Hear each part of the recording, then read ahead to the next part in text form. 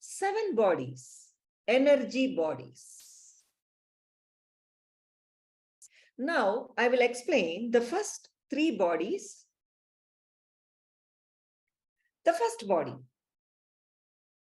Understand, everyone? As you are thinking, we are not limited to one body. You are thinking you have only this one body. No. We have 7 bodies, energy bodies. So, I'm explaining about the first body. And one more thing. See, we spoke so much about listening in the first interactive session. So please understand, very important. Please be in the listening space. Inhale deeply and exhale deeply, slowly. And as much less possible body movements.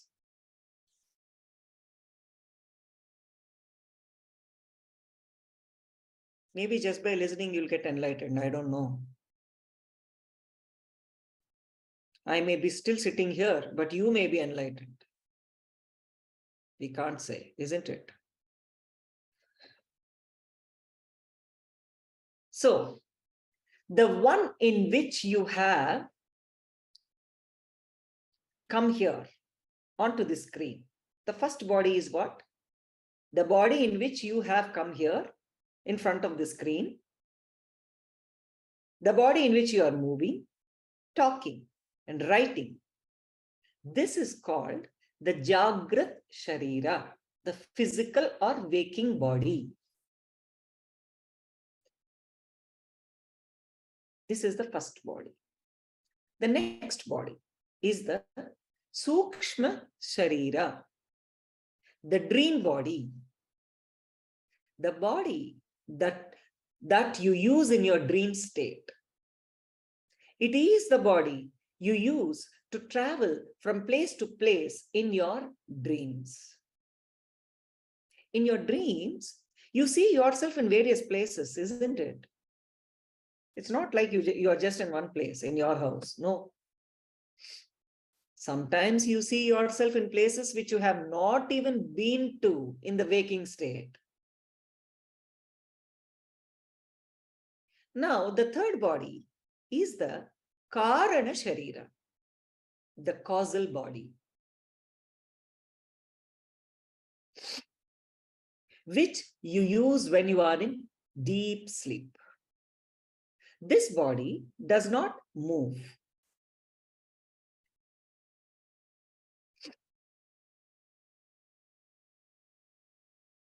Now, the later 2 bodies meet the physical body at 7 points along the length of the physical body in your dreams. In your dreams, you see yourself. These 7 points are known as the chakras. What are the later 2 bodies? Sukshma Sharira, Karana Sharira meet the physical body at 7 points along the length of the physical body. These 7 points are only called or known as the chakras. Please understand, there are 7 major chakras in our body. There are also a number of minor chakras, but these 7 are the major ones that are responsible for our physical and mental well-being.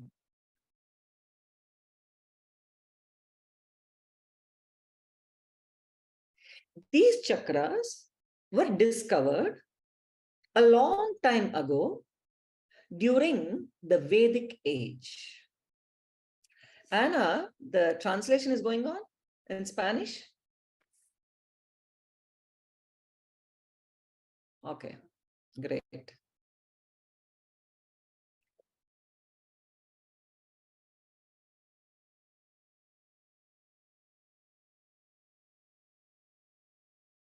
These chakras were discovered a long time ago during the Vedic age.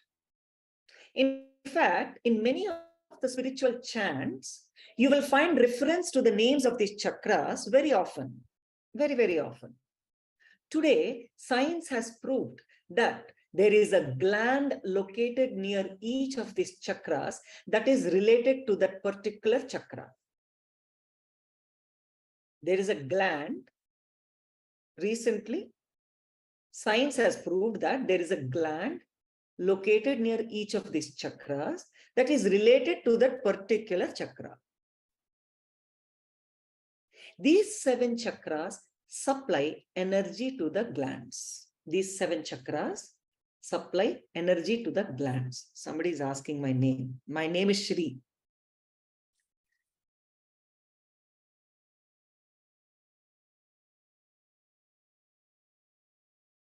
Recording in progress. Okay. These 7 major chakras deeply influence our physical, emotional, and mental activities. They have great power. They are energy centers, and if they are kept in a cleansed and energized condition, they can cause us to live an ecstatic and healthy life.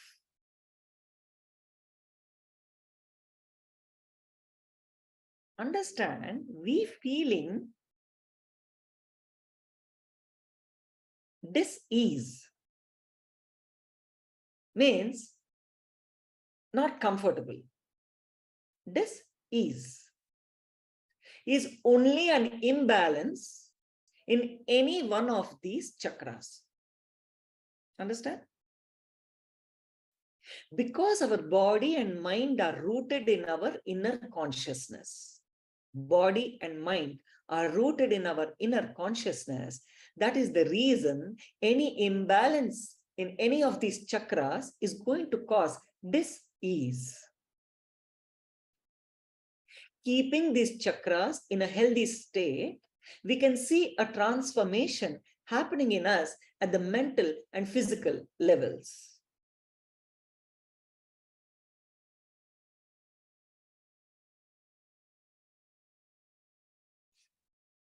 Let me tell you a small story. After World War I, a biplane was abandoned near a remote tribal settlement in Asia. The tribal people had never seen an aircraft in all their lives. There was a lot of excitement and commotion about it, and a big crowd gathered around it. They wondered what it might be, and each one started giving some suggestion about it. They finally concluded that since it had wheels, it must be a bullock cart. News spread in the village about the new bullock cart. There was a lot of celebration in the village, and the biplane was taken around the settlement, yoked to bullocks, and it served as a bullock cart. Some weeks later, a young tribal boy who had returned from the city where he was studying saw the biplane. He got into it and looked around. He saw all the gears and mechanisms in it. He fiddled with the switches and levers, and suddenly the engine came to life.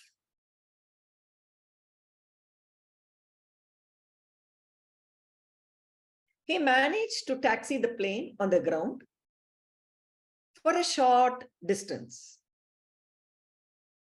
And the villagers were shocked at what they saw. The boy had seen tractors being used and declared to the people that the biplane was not a bullock cart, but some kind of tractor. Look at this. So this guy is talking about the next level, right? Anyhow, there was a great celebration once again, and the biplane started being used as a tractor now. 6 months passed by, and a retired army officer came to the village. He saw the biplane being used as a tractor, and he was shocked. He told the villagers, "Hey, this was not a tractor." And that the plane could actually fly. They refused to believe him because the only things they had ever seen flying were birds. The army officer got into the aircraft, flew it for a short while, and landed. The villagers were wonderstruck. That is when they understood its true potential. Please understand, man is a wonderful mechanism meant to fly, but we don't know our true potentiality.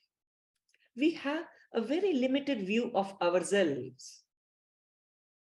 Most of us operate only as a bullock cart at the instinct level, surrendering to our emotions.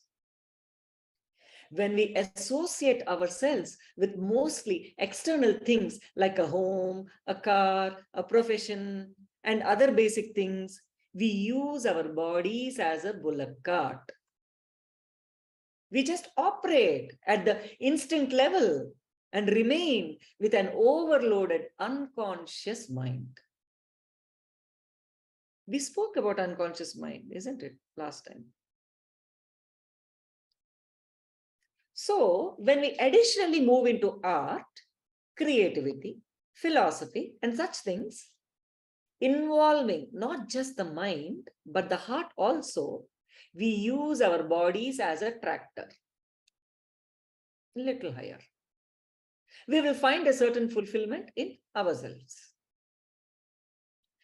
A poet who has given birth to a poem will be happier than a woman who has given birth to a child. In the case of the latter, the womb is centered in the stomach, whereas in the first person, it is centered in the heart. That is why fulfillment. So these people will be able to operate at the intellectual level. Finally, the man who enters into spirituality and develops a thirst for query, thirst for true knowledge, and realizes that he is the ultimate existential energy in physical form, uses his body as an aircraft. Enlightened masters use their bodies as an aircraft. They are so ecstatic all the time. They rise beyond all the miseries of the bullock cart and tractor, and they will just fly. That is what is called operating at the intuitive level. Now, what should we do to become an aircraft? What was the difference between the villagers and the army officer? Aircraft remained the same. Only there was a difference between army officer and the villagers. Am I right? So, nothing was added to aircraft or nothing was removed from it. No physical changes were made in it. Then, what was the difference? Knowledge.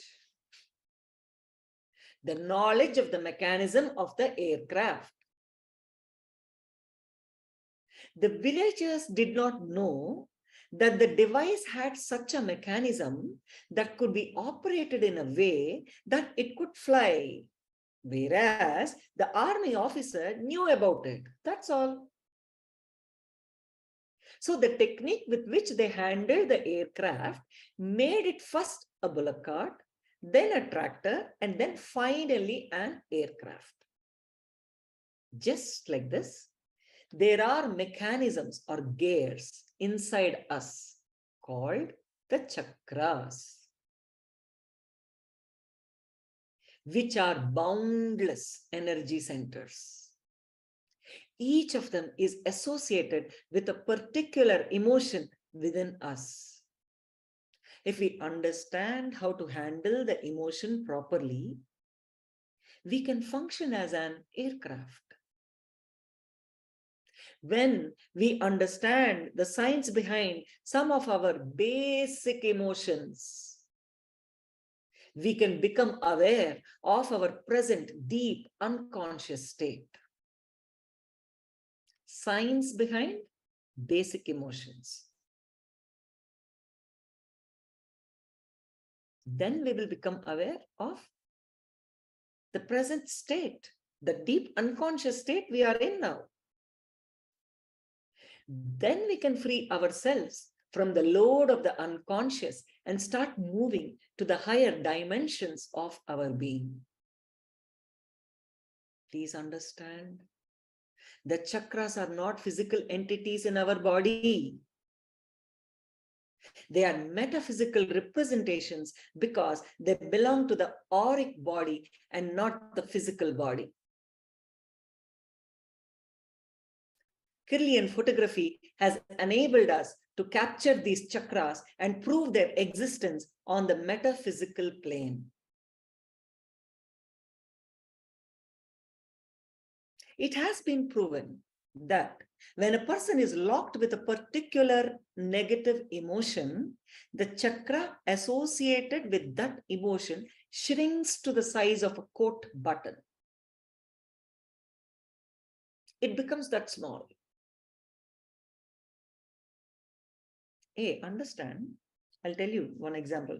I know one lady, she had a pneumonia when she was around maybe 25 or maybe 28. They could not diagnose that quickly.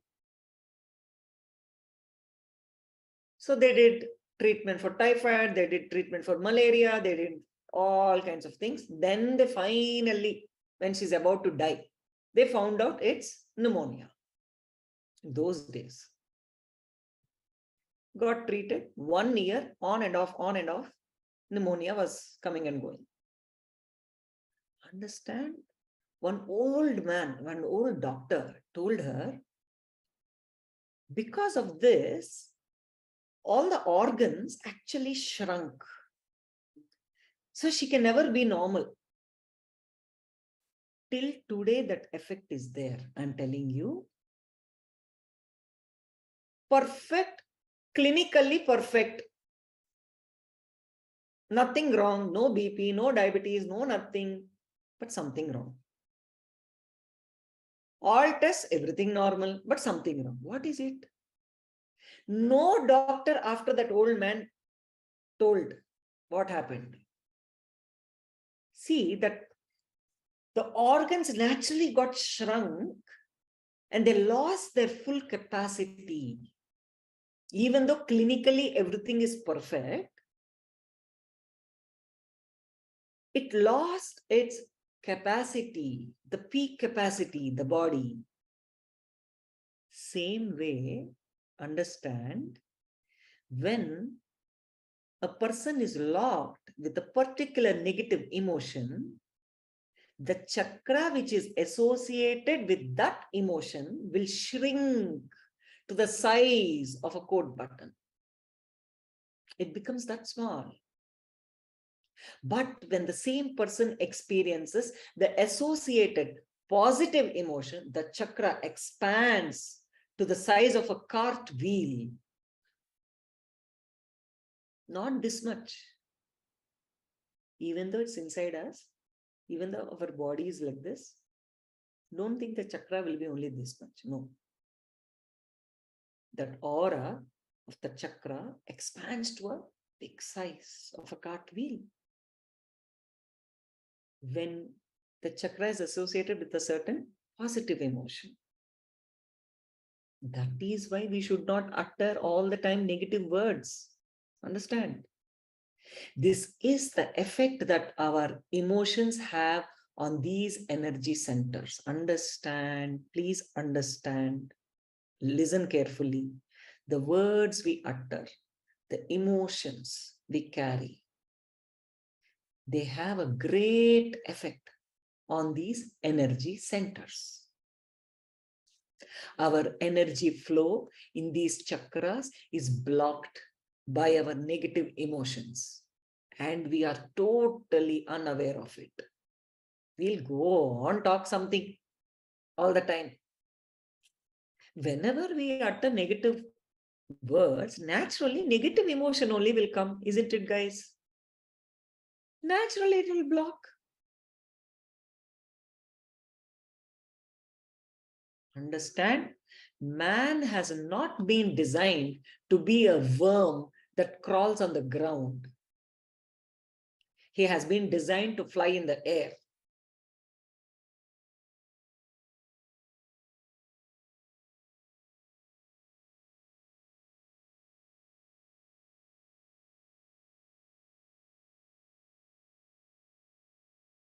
I'm pausing in between, so the translation is happening. So don't think why I'm pausing.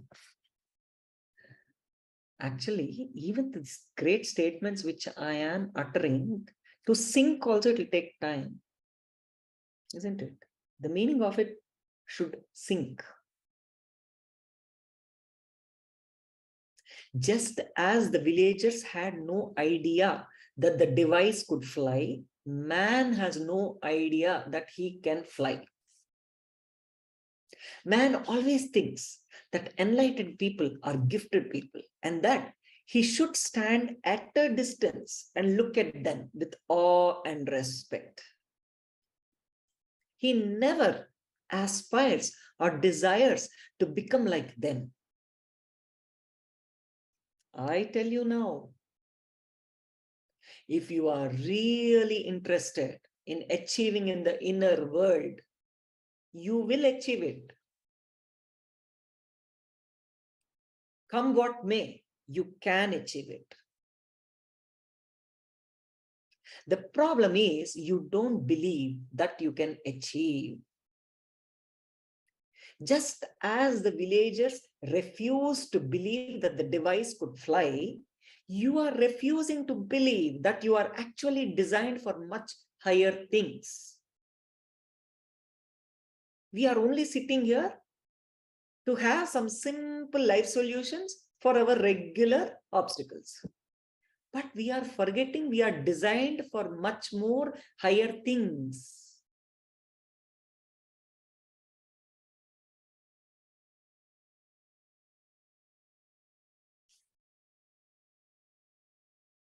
Don't learn from experience. Learn from intelligence. A small story. A young girl, Pallavi is asking how to stop uttering negative words. How means very simple, ma. See, suppose there's a half glass, a water glass filled half water. You can say the glass is filled with half water. Half glass is filled. You can also say half glass is empty. Meaning is the same. Am I right? You can say half glass is full, or you can say half glass is empty. Meaning is the same. But when you say half glass is full, there's a hope of the rest of the glass to be filled. But when you, in spite of the glass half full, if you're looking at the negative side of array, glass is only half empty. It's half empty. It's a, it's kind of a depressing way of looking at it, isn't it? So everything you can utter like that in our life. Suppose you want your child to look fair. There are two ways of saying, I don't want, Bhagavan, I don't want my child to be black. Or you can say, Bhagavan, I want my child to be fair. Meaning is the same. Am I right? Either you can say, I don't want my child to look black. Or you can say, I want my child to look fair. Then why can't you utter, I want my child to look fair, instead of, I don't want black? Even though you're meaning the same thing, it has a negative effect, the other statement, isn't it?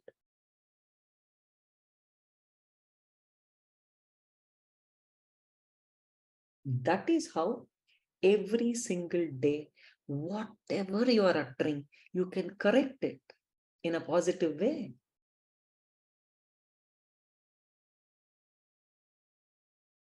Even the things you don't like, you don't have to say, I don't like this. You can only mention the things you like. That's the positive way of seeing, isn't it? Just watch today how many times you're uttering one negative word. I'll give you a small exercise before you leave.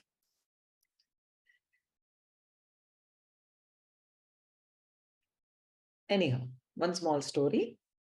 Don't learn from experience, learn from intelligence.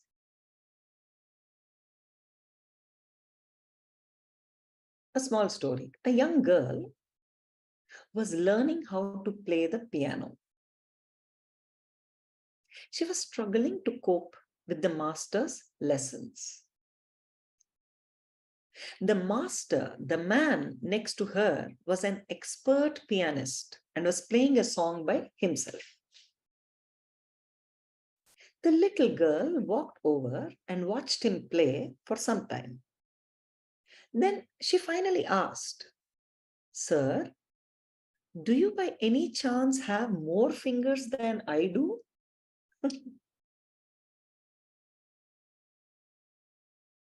See, we always think that we are not gifted. We are not gifted as we should be.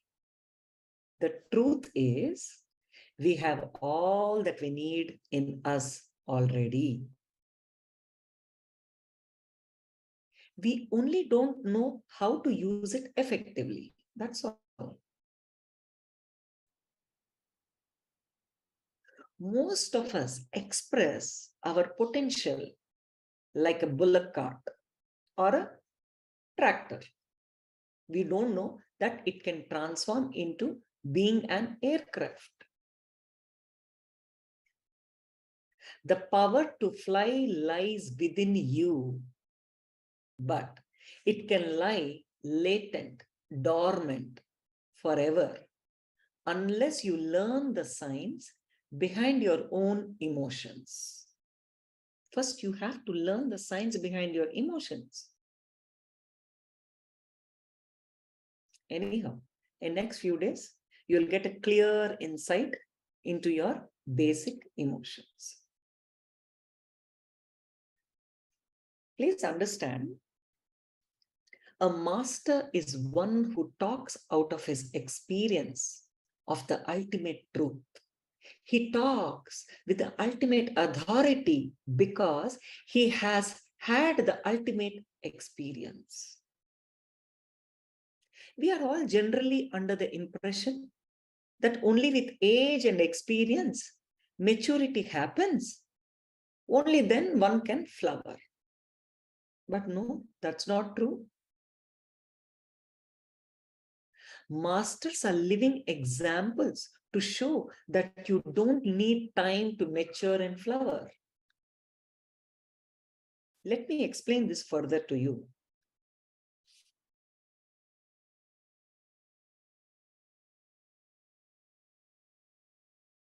When you were a child, you were very much attached to your toys, were you not? If someone took a toy away from you, how would you have reacted? You would have screamed, cried, as if your whole life depended upon it, right? But now that you have grown up, if someone takes a toy away, will it matter to you? Will you feel so upset? No. No. Hey, why no response? No, yes, no, yes, what? You are no longer attached to the toy now. When knowledge descends on you, maturity happens naturally. This kind of knowledge and maturity, although we feel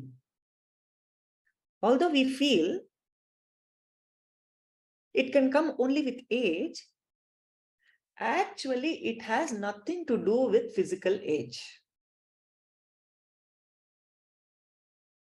Come on, all Swamiji's disciples, even little ones, are much more matured than 80-year-old outside.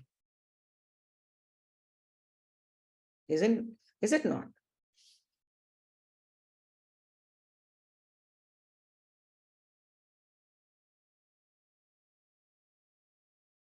It has nothing to do with physical age. They are to do with what is called mental age. Research has found ways of detecting a man's mental age. They have found that the average man's mental age is not more than 14 years. That means we are all operating like that, like a 14-year-old. With the man's physical age, he needs to go through all possible experiences, make all possible mistakes, and become experienced and mature. It is something like this. For example, when we touch the flame of a candle, we get burnt and learn that the candle flame burns. Next, we touch the fire on the stove and learn that the stove fire also burns. Next, we touch the cigarette butt and learn that even that burns. Then we touch burning coal and learn that it too burns. I understand. Do we need to touch all fires to see?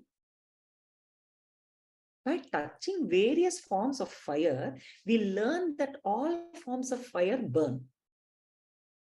By the time we learn this, it becomes time for us to go to the burning ghat ourselves. Because we die.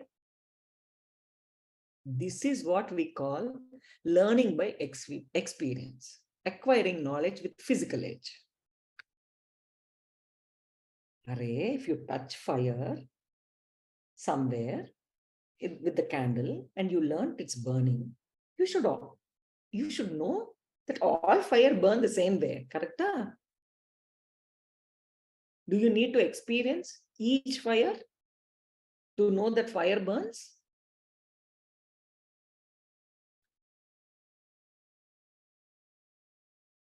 It takes you a lifetime to learn your lessons. With progressing age, you learn at your own sweet pace. Then we die. On the other hand, just by touching the first fire, if you understand that all forms of fire burns, you are intelligent. This does not require age to learn. It requires only intelligence. This signifies your mental age. That is why we say that wisdom has nothing to do with physical age. It is a question of how intelligent you are, how much you have nurtured your inner intelligence to understand things. Without understanding all these things, what are we learning? What are we doing every day? We are leading our life mechanically, isn't it? How much time we wasted all these years sitting with some routine. Let me explain the things that happen in your own life. During student life, when you are in college, you feel that you will be happy when you get a job. Once you get a job, you somehow don't feel the same happiness that you thought, that you expected. Okay, you'll console yourself, saying that, okay, I'll be happy when I get married. After marriage, everybody knows what will happen. After marriage, you feel that you'll be happy when you have children. You run after each desire, thinking that you'll be happy only when the desire gets fulfilled. In this way, you run to the end of your life and realize that none of your desires really gives you true happiness. Then what you will do? You will turn towards spirituality and meditation. This is the life of a man who learns with physical age by experience. By the time we turn towards spirituality and meditation, we are already dying.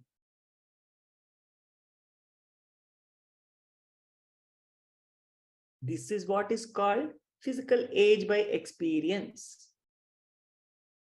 But a man with an advanced mental age is one who learns through intelligence. He is the one who clearly understands from his first desire that no desire, when fulfilled, will give him true happiness. With the first desire itself, an intelligent man will understand, even if one desire, if any desires are fulfilled, it will not give true happiness. That is the difference between intelligence and physical age experience.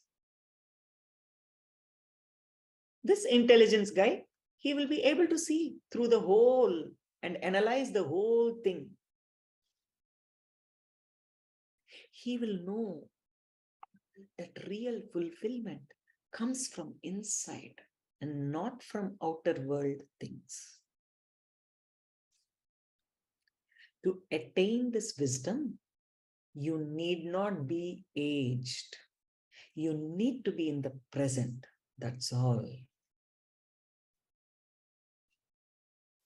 When you are in the present, existence itself will teach you. Existence itself will teach you. Existence is the greatest master. When we are not in the present, when we are all the time running behind the past and the future, we take our own sweet time to learn. That's all. Over the years, if you take the lives of enlightened masters like Buddha, Adi Shankaracharya, Bhagavan Sri Ramana Maharishi, and Swami Vivekananda, all the enlightened people who created the history of India, they all attained enlightenment at a very young age. Satya Sai Bhagavan. So understand that age is not related to spirituality or learning. That is also why they say you are as old as you are. It means you are as old as your mental age is. You are not as old as your physical age. You are as old as your mental age is. You are as old as your maturity is. You may be 70 years old, but have the understanding of only a 20-year-old.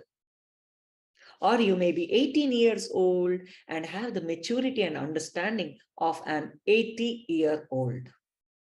So you cannot claim superiority just because you are old by age.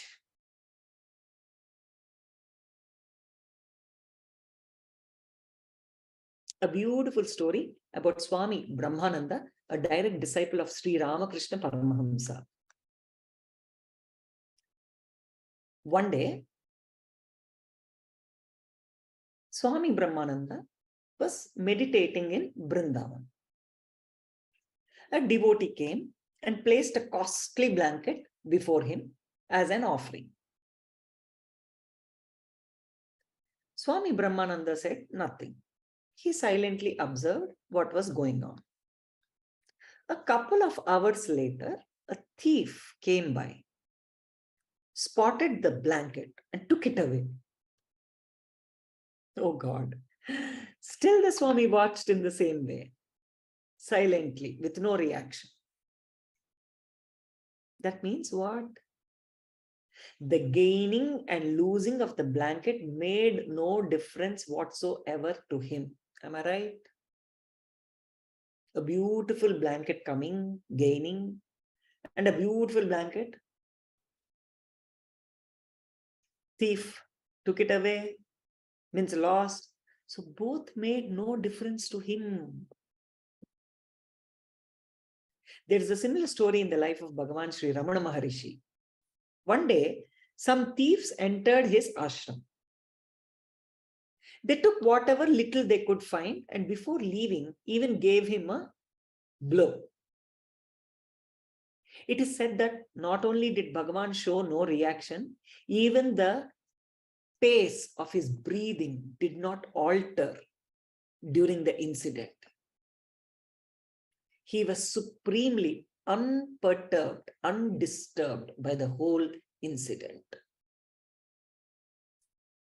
So understand, when we become a mere watcher, our mind becomes just a tool in our hands. We can then use it as we wish to. Otherwise, our mind can simply make us its slave. And none of us like being a slave, isn't it? If you can use your mind when needed, you have, that means what? You learned how to drop it. And you have become a master. So mind is also a tool we should use when we need it. We should drop it when we don't want it. So in these few days, we will see how to handle our next few days. Very important, guys. Whoever is here, don't miss. Same link. We will see next few days how to handle our emotions and become a watcher of our lives. How to center ourselves well inside us and function in the periphery in an undisturbed fashion. We will see how to create a mental setup which is free from engraved memories that are responsible for our unconscious decision making. We make so many decisions unconsciously, loaded with dead memories based on the past experiences. So, next few days, we will learn how to center ourselves inside us, but function in the periphery without getting disturbed. So we will learn how to create a mental setup in next few days. This mental setup, which will be free from engraved memories, which are responsible for our unconscious decision making. We will see how to harness the energy of intuition in us.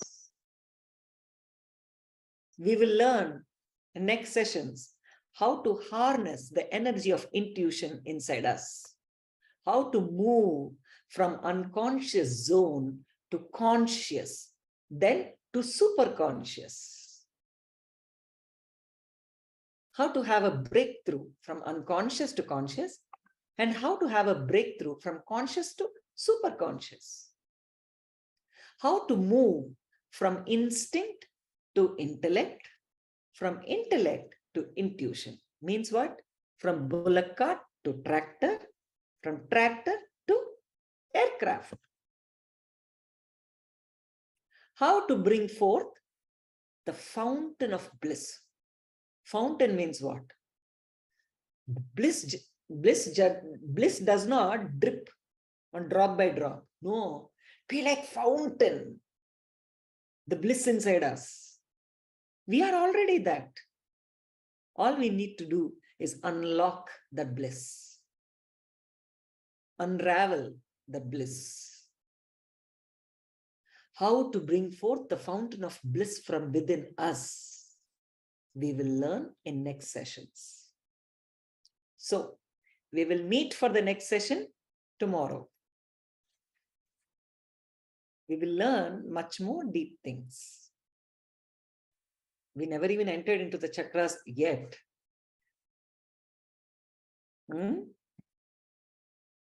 So I'll be starting the session sharp 7:30. Previously, I used to wait for people. Now I'm not, because we have to be integrated to time.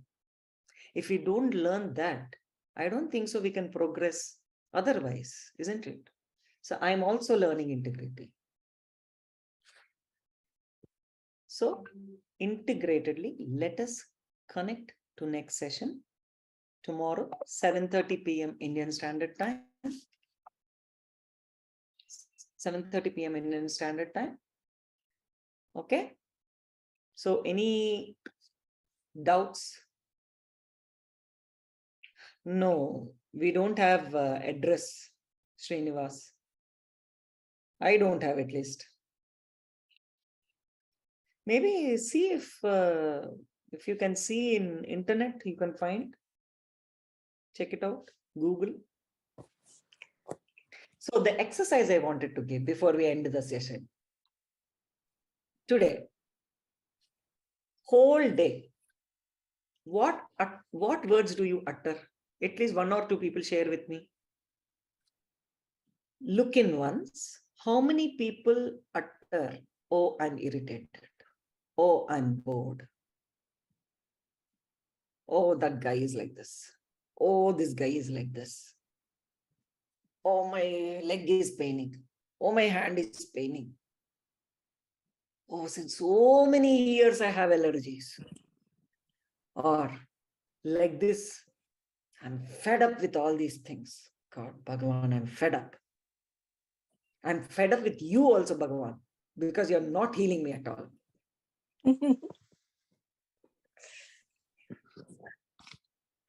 Oh, universe, what mistake I did? Why I'm suffering?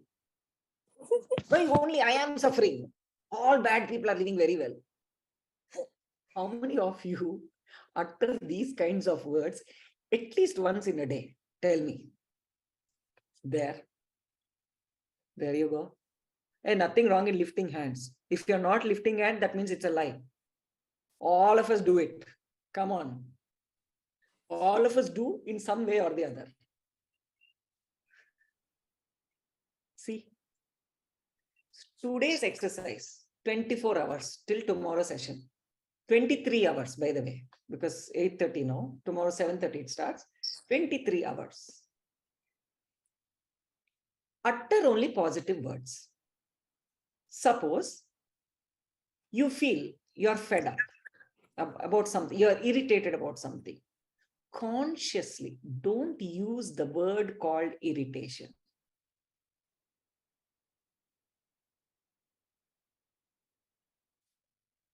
Actually, even I'm talking negatively. See, what am I saying? Don't use the word called irritation. What I should say? Use only opposite word to irritation. I should say like that. That is the way you approach a sentence. Understand? So next 23 hours, hey, I'm telling you, my God, what a change will happen inside you. You don't know. Utter only, just see, anything you want to express to your spouse or family or anybody. There is two ways of approaching one meaning, correct? Same meaning, without changing, you can approach in a positive way and make the person understand. Utter only that. Even if you are scolding your spouse or children, scold in that positive way. Angry in that positive way. This is the exercise. Hey, all of you have to sincerely do this. And tomorrow you have to share with me your experience. I'm telling you, tomorrow itself, if you start doing now, start getting aware, tomorrow, by the time you go to office itself, many obstacles might be removed. I'm telling you. I'm telling you. Maybe with many years, some block is there in outer world, some action, some business, something. Maybe that will be removed tomorrow morning. We don't know. Do this sincerely. Okay? Okay. Thank you all. Om Shan. Oh, healing before going. Every day I forget. Sit straight without moving. Close your eyes. Om Nithyananda Paramashivoham. Om Nithyananda Paramashivoham. Om Nithyananda Paramashivoham.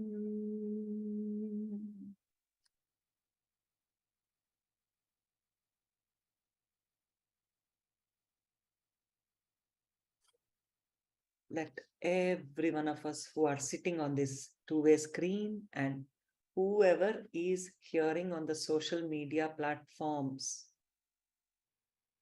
live, whoever is attending, every one of us, let us get healed of all our wounds inside, which are causing the health issues, relationship issues, wealth issues, profession issues, everything outside.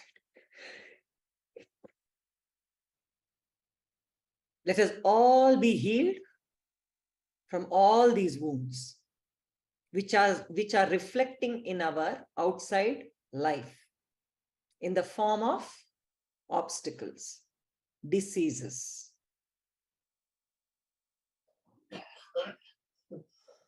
Shanti Shanti Shanti Harihi Om Tat Sat Sarvam Sadguru Padarpanamastu Om Nithyanandam.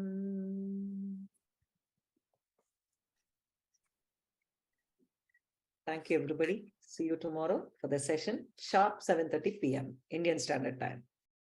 Thank you, Ma. Thank you. You're welcome. Bye. Recording stopped.